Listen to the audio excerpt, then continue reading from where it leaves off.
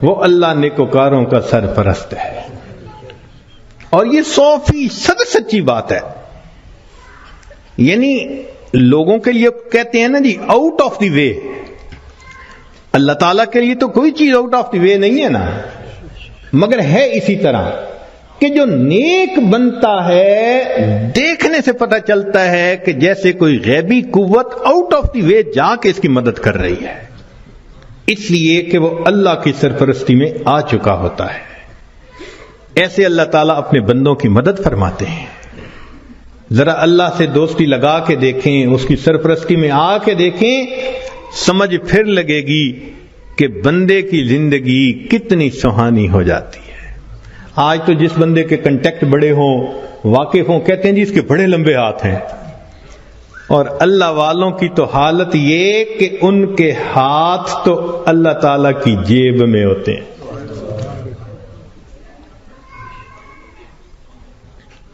اللہ اپنے بندوں کی کیسے مدد کرتا ہے، ذرا ایک دو واقعات سن لیجئے۔ رابعہ بصریہ اللہ کی نیک بندی اپنے صومعے میں عبادت کرتے کرتے تھک گئیں تو سو گئیں۔ ایک چورا نکلا، اس نے دروازہ کھولا، اندر گھسا، کوئی اور چیز تو نہیں اسے نظر آئی، مگر ایک چادر پڑی ہوئی تھی، اس نے کہا چلو چادر ہی لے چلتا ہوں۔ جب چادر اس نے اٹھائی اور واپس جانے لگا، ایسا سر چکرایا کہ اس کو آنکھوں کے آگے اندھیرا ہو گیا، دروازہ نظر ہی نہیں آیا، تو وہ بہت کنفیوز ہوا اور اس نے چادر نیچے پھینک دی۔ جیسے ہی نیچے پھینکی دروازہ نظر آیا تو اب اس پہ نا خوف طاری ہو گیا اور وہ باہر نکلنے لگا۔ جیسے باہر نکلنے لگا ایک آواز آئی، اگر ایک دوست سویا ہوا ہے تو دوسرا دوست جاگتا ہے۔ اگر ایک دوست سویا ہوا ہے تو دوسرا دوست جاگتا ہے۔ تم کیسے یہاں سے کوئی چیز چرا کے جا سکتے ہو؟ وَهُوَ يَتَوَلَّى الصَّالِحِينَ، وہ اللہ تعالیٰ نیکوکاروں کا سرپرست ہے، ان کا ذمہ دار ہے۔ چنانچہ ایک بڑھیا کا واقعہ لکھا ہے کہ اس کا گھر بادشاہی محل کے ذرا قریب تھا، اکیلی تھی۔ ایک دن اس کو رشتہ داروں کے ہاں تقریب میں جانا پڑ گیا، تو وہ چلی گئی اور وہاں اس کو 1-2 مہینے لگ گئے۔ جب 2-4 مہینے کے بعد واپس آئی تو وہ بڑھیا اپنا گھر دیکھتی ہے تو گھر نظر نہیں آتا۔ اس نے کسی سے پوچھا کہ یہاں تو میرا گھر تھا۔ انہوں نے کہا بھئی تو یہاں تھی نہیں، اور یہ بادشاہ کے محل کو تھوڑا سا ایکسٹینڈ کرنا تھا، تو جب 2-4 دن دیکھا کہ کوئی یہاں ہے ہی نہیں تو تمہارا تالا پولیس نے کھول لیا، اندر بھی کچھ اتنا تھا نہیں، تو تمہاری کوٹھڑی کو گرا کے بادشاہ کے محل کی ایکسٹینشن کر دی گئی۔ تو جب اس بڑھیا نے یہ سنا نا کہ تم تو یہاں تھی نہیں اس لیے تمہارے گھر کو گرا دیا گیا، تو بڑھیا نے آسمان کی طرف دیکھ کے کہا اللہ میں تو یہاں نہیں تھی، تو یہی تھا۔ میں یہاں نہیں تھی، تو یہی تھا۔ یہ لفظ اس کے کہنے تھے کہ جو ایکسٹینشن کی ہوئی عمارت تھی اس کی چھت زمین کے اوپر آ گئی۔ نیک لوگ دنیا میں لاوارث نہیں ہوا کرتے، اللہ ان کا وارث ہوتا ہے۔ اگر ہمیں اپنے والد کے وارث ہونے پہ اتنا اطمینان ہوتا ہے، بیوی کو خاوند کے وارث ہونے پہ اتنا اطمینان ہوتا ہے، تو اگر کسی کا وارث اللہ رب العزت بن جائے تو سوچو پھر اس کے کیا مزے ہوں گے۔ اس کی مثال یوں سمجھیے کہ ہم نوجوان کالج یونیورسٹیوں میں پڑھتے ہیں نا، تو اگر تو ان کا جی پی اے بہت اچھا ہو تو فل اسکالرشپ مل جاتا ہے، اور فل اسکالرشپ والے بچے کو پڑھنے میں کوئی دقت ہی نہیں ہوتی۔ وہ جی مجھے فل میڈیکل ڈگری کرنے کے لیے اسکالرشپ مل گیا، مجھے کوئی فکر نہیں۔ اور جس بندے کو اسکالرشپ نہیں ملتا اس کو میڈیکل قرضوں کے بوجھ میں دب جاتا ہے بیچارہ. ہم نے بچوں کو دیکھا ان ملکوں میں ساری عمر نوکریاں کر کے بڑھاپے تک اپنے زمانے طالب علمی کے قرضے اتارتے رہتے ہیں. تو جس کو فل اسکالرشپ مل جاتا ہے پھر اس کا تو معاملہ ہی کچھ اور ہوتا ہے. یوں سوچئے کہ ایک 100 منزلہ عمارت ہے اور اس میں لفٹ لگی ہوئی, ایلیویٹر لگا ہوا ہے, اور ہمارا کام ہے بس پش دبا کے دروازہ کھولیں اور سوار ہو جائیں. تو پھر 100ویں منزل پہ پہنچنا تو کوئی مشکل نہیں نا. اور ایک 100ویں منزل سے رسہ نیچے لٹکا ہوا ہے. اب ایک بندہ رسے سے چڑھنا چاہتا ہے, کتنا پریشان ہوگا, کتنا وہ مصیبت میں پڑے گا, کتنا بڑا رسک لے گا, اور اگر رسہ ہاتھ سے چھوٹ گیا تو مر بھی سکتا ہے. جیسے ایلیویٹر سے اوپر جانا اور رسے سے اوپر جانا کتنا دونوں میں فرق ہے, اس سے زیادہ فرق ہے اللہ کی سرپرستی میں آ کے زندگی گزارنا ایلیویٹر سے منزل پہ پہنچنے والی بات ہے, اور گناہوں کے ساتھ رسے سے لٹک کے زندگی گزارنا 100 منزلوں پہ جاننے والی مشکل بات. ہم گناہ کر کر کے اپنے آپ کو اللہ کی سرپرستی سے نکال دیتے ہیں, اور جب سرپرستی سے نکل جاتے ہیں اللہ حال پہ چھوڑ دیتے ہیں, جاؤ تم جانو تمہارا کام جانے, ہماری تو مانتے نہیں. پھر شیطان ہمیں بہکاتا ہے, لوگ بھی دھوکے دیتے ہیں, امیدیں توڑتے ہیں, بندہ دنیا میں دھکے ہی کھاتا پھرتا ہے, کشتیاں کرتا ہے اپنے حالات سے, لنگوٹ باندھ باندھ کے اترتا ہے, میں اس مصیبت کو پریشانی سے جان چھڑاؤں, اس سے چھڑاؤں. ایک سے جان نہیں چھوٹتی, دوسری اوپر سے, دوسری سے جان نہیں چھوٹتی, تیسری اوپر سے. وہ پنجابی زبان میں شعر کسی نے لکھا ہے, اس کا ترجمہ بھی کر دوں گا.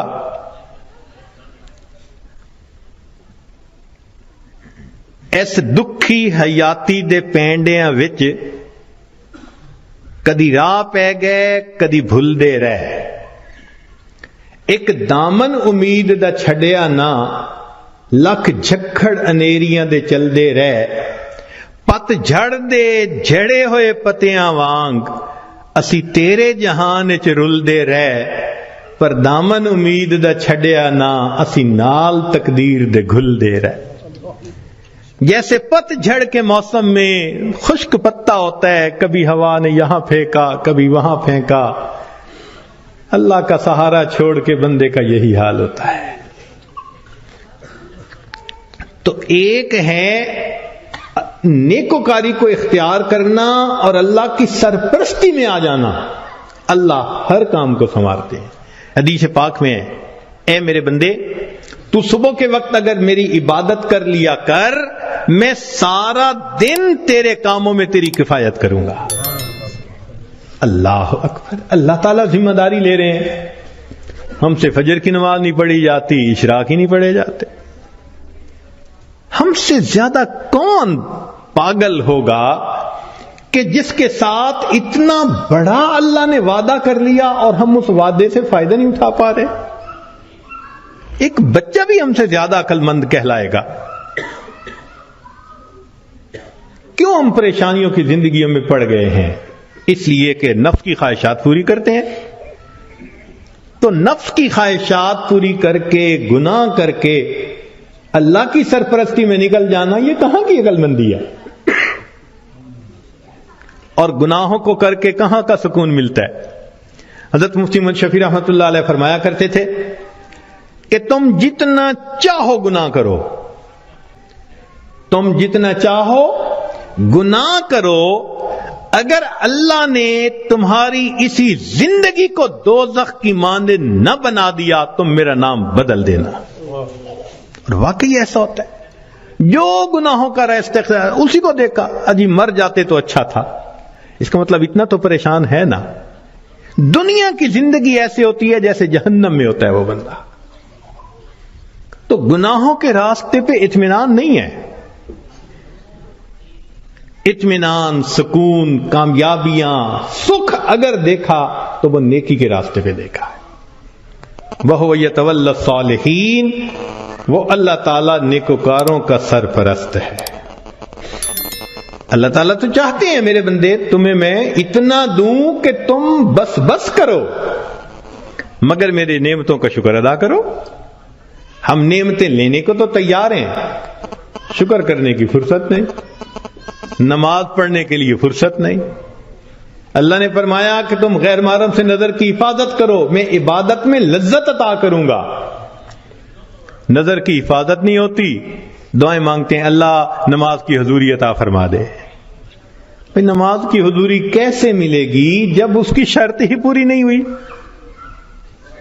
جب نگاہوں نے جھکنا ہی نہیں سیکھا تو نماز کی حضوری تو آؤٹ آف کوسچن ہے نا۔ پھر تو ہم سوچیں کہ ہم خود بخود پریشانیوں کے راستوں پہ چل رہے ہیں، کانٹوں کے راستوں پہ چل رہے ہیں اپنے نفس کی خواہشات کی وجہ سے۔ اللہ تعالیٰ اس لیے اپنے بعض بندوں کو خوب دیتا ہے، کیوں کہ میرا شکر ادا کریں۔ شکر ادا نہیں کرتے، اللہ تعالیٰ لے لیتے ہیں۔ جو پروردگار دینا جانتا ہے وہ پروردگار لینا بھی جانتا ہے۔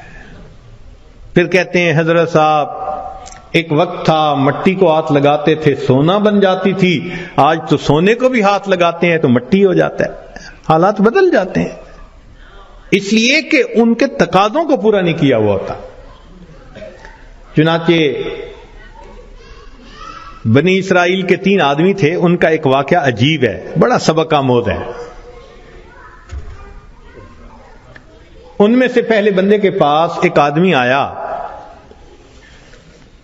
اور اس کو کہا بھئی تمہاری کوئی پریشانی؟ اس نے کہا پریشانی تو بہت ہے۔ کیا؟ اس نے کہا بھئی یہ پھل بہری ہے، یہ جو سفید داغ جسم پہ ہو جاتے ہیں، برس کا مریض ہوں میں، اور میری شکل اتنی بری ہو گئی ہے کہ میں نہ مسجد جا سکتا ہوں نہ کسی کے سامنے بیٹھ سکتا ہوں، لوگوں کو کراہت ہوتی ہے مجھ سے، اور لوگ مجھے نیچی نظر سے دیکھتے ہیں، کم نظر سے دیکھتے ہیں۔ تو ایک تو میری یہ پریشانی ہے کہ برس کی بیماری ختم ہو جائے، اور دوسرا رزق کی بھی بڑی تنگی ہے۔ اس نے دعا دی اللہ اس کی بیماری کو دور کر دے اور اس کا رزق وسیع کر دے۔ اللہ تعالیٰ نے اس کی بیماری بھی دور کر دی اور اس کو ایک گائے عطا فرمائی، اونٹنی عطا فرمائی، اور اونٹنی کی نسل اتنی بڑھی کہ وہ تھوڑے عرصے میں ہزاروں اونٹوں کا مالک بن گیا، بڑا ملٹائی ملینر ہو گیا۔ وہ بندہ دوسرے کے پاس گیا، اس سے کہا بھئی آپ کی کوئی پریشانی؟ اس نے کہا جی سر پہ بال نہیں ہے، گنجا ہوں، اور جہاں بیٹھتا ہوں لوگ میرا مذاق اڑاتے ہیں، اور دوسرا یہ کہ کاروبار بھی میرا نہیں چلتا، تو رزق کی بھی پریشانی ہے۔ اس نے دعا دے دی اللہ اس کے بیماری کو بھی دور کر دے، اس کو رزق میں بھی برکت دے دے۔ اللہ کی شان کہ اس کے سر پہ خوبصورت بال بھی اگائے، اور اس کو ایک گائے ملی، اور گائے کی نسل اتنی بڑھی کہ وہ تھوڑے دنوں میں سینکڑوں گایوں کا مالک، امیر آدمی بن گیا۔ پھر وہ بندہ تیسرے کے پاس گیا، وہ آنکھوں سے اندھا تھا، بھئی آپ کی کوئی پریشانی؟ اس نے کہا جی کہ میری پریشانی تو یہ ہے کہ میری بینائی نہیں ہے، لوگوں کے لیے تو فقط رات کو اندھیرا ہوتا ہے اور میرے لیے تو دن کی روشنی میں بھی اندھیرا ہے، اور دوسرا یہ کہ مجھے تو در در کے دھکے کھانے پڑتے ہیں، تو دعا کر دو کہ میرا رزق وسیع ہو جائے۔ اللہ نے اس کی بینائی بھی ٹھیک کر دی، اس کو بکری عطا کر دی، اور بکری اتنی نسل بڑھی وہ ہزاروں بکریوں کا مالک۔ یہ تینوں بندے اپنے وقت میں بنی اسرائیل کے بڑے امیر بندے کہلانے لگے، کروڑوں میں کھیلنے لگے۔ جب ان کی شہرت تھی، عزت تھی، مال و دولت کی ریل پیل تھی، تو اب پہلے کے پاس وہ بندہ آیا اور کہنے لگا کہ بھئی میں محتاج ہوں اور اللہ کے نام پہ آپ سے مانگنے کے لیے آیا ہوں، اللہ ہی نے آپ کو سب کچھ دیا ہے، آپ کے پاس تو کچھ نہیں تھا، تو پلیز آپ مجھے کچھ اللہ کے نام پہ دے دیں۔ اس کو بڑا غصہ آیا، انہوں نے کہا یہ تم نے کیسی بات کی ہے کہ تمہارے پاس کچھ نہیں تھا؟ میں تو شروع سے ایسا اور امیر اور یہ اور وہ، کوئی مفت کا کہیں سے پیسہ ملا ہے میاں؟ میں نے کمائی کی ہے، محنت سے کمایا ہے، فلاں کی ہے، خبردار جو تم نے ایسی بات کی کہ تمہارے پاس کچھ نہیں تھا۔ اس نے کہا بھئی مجھ سے خفا نہ ہو، بس آپ جیسے تھے اللہ آپ کو ویسا کر دے، یہ کہہ کے چلا گیا۔ اور وہی ہوا کہ برس کی بیماری بھی دوبارہ ہو گئی، اور ایسی بیماری پھیلی کہ جتنے اس کے اونٹ اونٹنیاں تھے ایک ایک کر کے بالآخر سارے مرتے گئے۔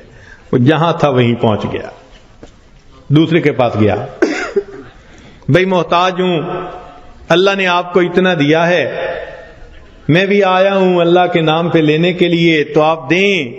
ایک وقت تھا آپ کے پاس کچھ نہیں تھا، پھر اللہ نے آپ کو دیا، آج اتنا کچھ ہے۔ اس کو بڑا غصہ آیا، تو کون ہوتا ہے بات کرنے والا؟ بھائی میرا تو باپ ایسا، میرا تو دادا ایسا، پردادا ایسا، میاں میں نے تو فلاں ڈیل ایسی کی تھی، فلاں موقع پہ میں نے ایسا بزنس کیا تھا، اسٹریٹجی ایسی بنائی تھی، تب مجھے پیسے ملے، کوئی کہیں سے مفت کے مل گئے ہیں؟ خبردار جو تو نے کوئی ایسی بات کی۔ اس نے کہا بھی مجھ سے خفا نہ ہو، اچھا آپ جیسا تھے اللہ آپ کو ویسا کر دے، یہ کہہ کے چلا گیا۔ نتیجہ یہ کہ سر کے بال بھی اس کے ختم، اور جتنی گائیں تھیں وہ ساری کی ساری بالآخر مر گئی، جہاں تھا وہیں پہنچ گیا۔ پھر یہ تیسرے کے پاس گیا، اس کو جا کے کہا کہ بھئی محتاج ہوں، فقیر ہوں، اللہ کے نام پہ مانگنے آیا ہوں، جس اللہ نے آپ کو دیا، آپ کے پاس تو کچھ نہیں تھا، آج اتنا کچھ اللہ نے دیا ہے تو بھئی مجھے بھی دے دیں۔ جب اس نے یہ بات کہی تو سننے والے بندے کی آنکھوں میں آنسو آ گئے۔ اس نے کہا تم نے بالکل سچ کہا، میں اندھا تھا، در در کے دھکے کھاتا تھا، لوگوں سے بھیک مانگتا تھا، کوئی خدا کا بندہ آیا، اس نے مجھے دعا دی تو اللہ نے میری بینائی بھی ٹھیک کر دی، اور مجھے ایک بکری رب نے دی تھی، پھر اس ایک بکری میں اللہ نے برکت ڈال دی۔ آج تو میاں دو پہاڑوں کے درمیان جتنی بکریاں پھر رہی ہیں یہ ساری میری ہیں، تم آج اللہ کے نام پہ مانگنے آئے ہو، جتنی بکریاں دل چاہتا ہے اس وادی میں سے تم لے کے چلے جاؤ۔ جب اس نے یہ بات کہی تب اس مانگنے والے نے کہا کہ میں تو فرشتہ ہوں، اللہ تعالیٰ نے 3 بندوں کے پاس امتحان کے طور پر بھیجا تھا، 2 اپنی اوقات کو بھول گئے، تو نے اپنی اوقات کو یاد رکھا، اللہ تجھے تیرا رزق نصیب فرمائے۔ یہ بندہ ساری زندگی امیر تر بندہ بن کر زندگی گزارتا رہا۔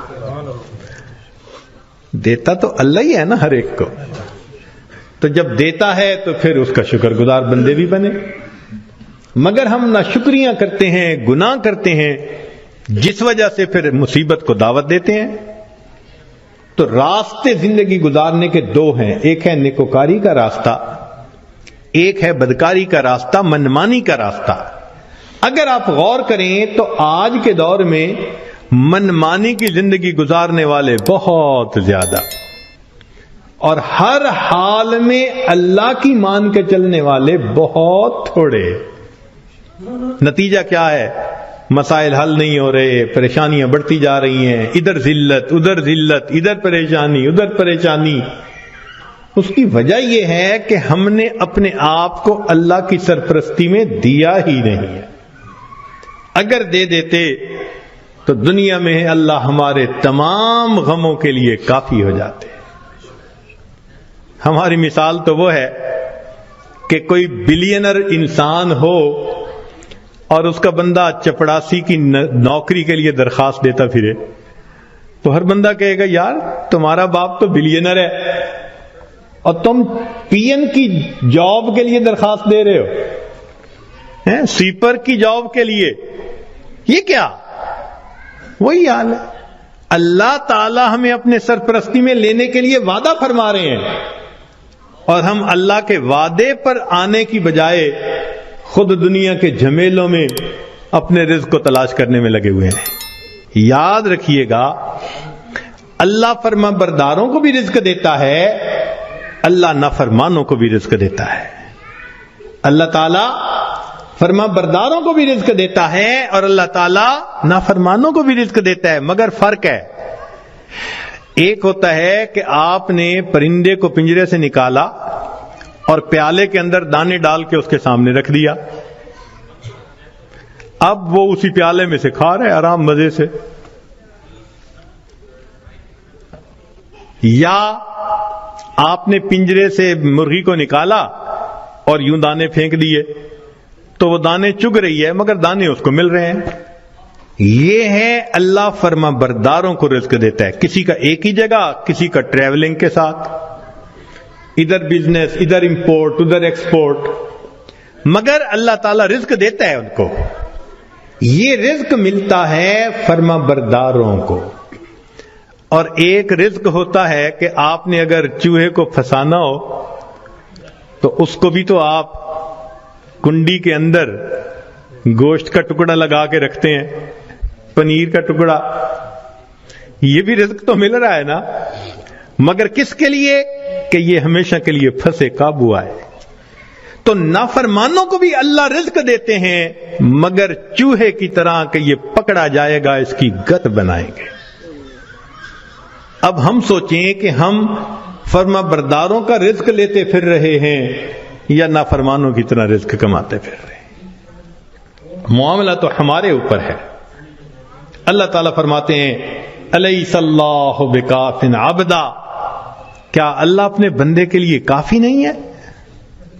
کتابوں میں لکھا ہے اے بندے، ایک تیری مرضی ہے، ایک میری مرضی ہے، اگر تو چاہے کہ تیری مرضی پوری ہو میں تجھے تھکا بھی دوں گا، تیری مرضی کو بھی پورا نہیں ہونے دوں گا، اور اگر تو چاہے کہ میری مرضی پوری ہو تو میرے بندے میں تیرے کاموں کو بھی سنوار دوں گا، تجھے رزق میں بھی وسعت عطا فرما دوں گا۔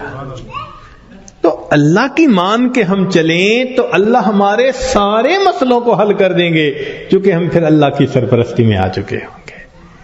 اللہ تعالیٰ قرآن مجید میں فرماتے ہیں وعد اللہ الذین آمنوا منکم وعملوا الصالحات لیستخلفنہم فی الارض، اجتماعی طور پر نیکوکار بن کر زندگی گزارنے والوں کے لیے اللہ کا وعدہ ہے۔ فرماتے ہیں میں تمہیں زمین کے اندر خلافت عطا کروں گا، وَلَيُمَكِّنَنَّ دِينَهُمُ الَّذِي ارْتَضَىٰ لَهُمْ وَلَيُبَدِّلُنَّهُمْ خَوْفَهُمْ أَمْنًا، اور اللہ ان کے خوف کو امن میں بدل دیتے ہیں۔ پھر اللہ تو وعدہ فرما رہے ہیں، وعد اللہ، اللہ کا وعدہ ہے۔ آج بندہ وعدہ کر دیتا ہے تو اتنا یقین، کیا اللہ کے وعدوں پہ ہم یقین نہیں کرتے؟